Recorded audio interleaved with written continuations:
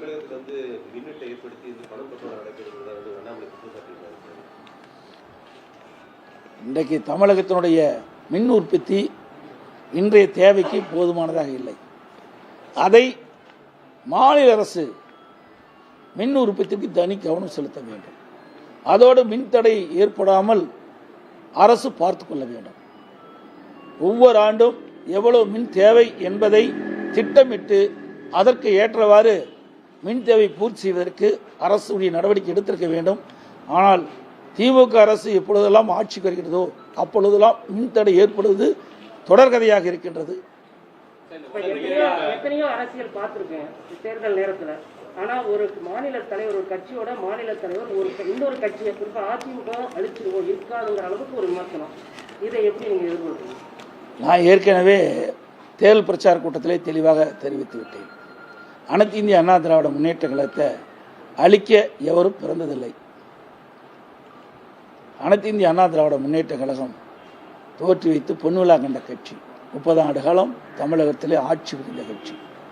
அனைத்து இந்திய அண்ணா திராவிட முன்னேற்ற கழகம் ஆட்சியில்தான் பல்வேறு துறைகள் வளர்ச்சியடைந்து தேசிய அளவில் அதிகமான தேசிய விருதுகளை பெற்ற ஒரு அரசாங்கமாக திகழ்ந்தது அதிமுக அரசாங்கம்.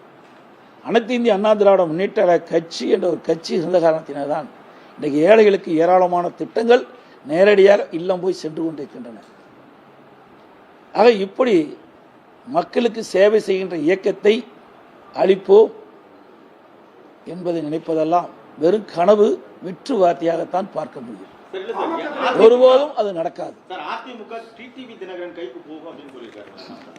அவர் தான் தனி கட்சி ஆரம்பிச்சுட்டாரு. எப்படி போகும்? இது கூட தெரியாம பேசுறாருன்னா அப்படி எப்படிப்பட்ட அரசியல்வாதின்னு நீங்களே புரிஞ்சுக்கீங்க.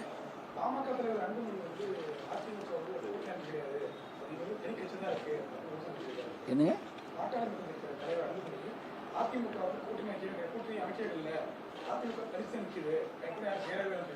ஏன் எங்க கூட்டணியில் அங்க வைக்கின்ற கட்சியெல்லாம் கட்சி மாதிரி தெரியலையா? எங்க கூட்டணியில எங்களுடைய கூட்டணியின் எங்களுடைய கொள்கைக்கு ஒத்த கட்சிகள்லாம் எங்களோட கூட்டணி வைத்திருக்கு. தேமுதிக கூட்டணி வைத்திருக்கின்றது. 2011ஆம் ஆண்டு இதே புரட்சித் தலைவி அம்மா அவர்கள் 2016ஆம் ஆண்டு சட்டமன்ற பொதுத் தேர்தலின் போது தேமுதிகவோட கூட்டணி வச்சிருந்தோம். அப்போ அதிமுக பெருவாரியான இடங்கள் வெற்றி பெற்றது, தேமுதிகவும் பெருவாரியான இடங்கள் பெற்றது. அதிமுக ஆளுங்கட்சி வந்தது, தேசிய முற்போக்கு திராவிட கழகம் எதிர்கட்சியாக வந்தது. திராவிட முன்னேற்ற கழகத்துக்கு எதிர்கட்சி அந்தஸ்து கூட கிடைக்கவில்லை. ஆக அனைத்து இந்திய அண்ணா திராவிட முன்னேற்ற கழகமும் தேசிய முற்போக்கு திராவிட கழகமும் ஒன்றாக இணைந்து இந்த தேர்தலை சந்திக்கின்றது. அதோட எங்கள் கூட்டணியில் புதிய தமிழகம், புரட்சி பாரதம், எஸ்டிஐபி போன்ற கட்சிகளும் இணைந்துதான் இந்த தேர்தலை சந்திக்கின்றோம். இந்த தேர்தலில் அமோக வெற்றி பெறுவோம். மக்கள் எதிர்பார்க்கின்ற வெற்றி நிச்சயமாக கிடைக்கும். ஊடக நம்பரும் பத்திரிகையும் அதை பார்க்கத்தான் போகிறீர்கள். பாரதிய ஜனதா கட்சிக்கு நீங்க எதிராக இருக்கீங்க, காங்கிரஸ் கட்சிக்கு எதிராக இருக்கீங்க. இன்னைக்கு இந்திய அளவில் நீங்க யாருக்கு ஆதரவு தருவீங்கன்னு சொல்லி எல்லாருமே எதிர்பார்த்துட்டு இருக்காங்க. அதாவது இதைத்தான் நான் அடிக்கடி சொல்றேன். இப்போ கர்நாடகத்தில் என்ன நிலை வருது? நம்முடைய உரிமைகளை நிலைநாட்ட முடிகிறதா? தேசிய கட்சிகள் தான் மாறி மாறி கர்நாடகத்தை ஆண்டு கொண்டிருக்கின்றது. உச்சநீதிமன்றம் அளித்த தீர்ப்பையே நடைமுறைப்படுத்த மறுக்கின்றார்கள். அப்போ தேசிய கட்சியோட கூட்டணியிலிருந்து என்ன பயன்? தமிழ்நாடு பாதிக்கின்ற பொழுது அதை சுதந்திரமாக நாடாளுமன்றத்தில் பேச வேண்டும் என்று சொன்னால் நாம் தனித்து நின்றுதான் ஆக வேண்டும். நம்முடைய உரிமைகளை நிலைநாட்ட வேண்டும் என்றால், தமிழ்நாடு பாதிக்கப்படுகின்ற பொழுது அதை காக்க வேண்டும் என்று சொன்னால் நாம் சொந்த காலிலே நிற்க வேண்டும்.